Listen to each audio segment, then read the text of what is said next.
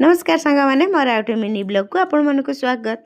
जेहेतु शुक्रवार तो 12टा अच्छी तो आइंष ना हेनी तो से आम जाए सका माछ नहीं आसते मु फुलकोबी आलू पकईकी झोल करदेली जल्दी रे आज मुझी से जल्दी रोषे करदेली।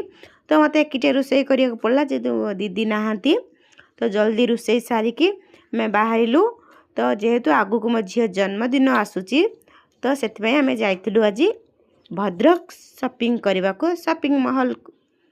तो ता जन्मदिन तार किसी ड्रेस तो जैकेट आउ है बूट एमती किसी आसबार थिला।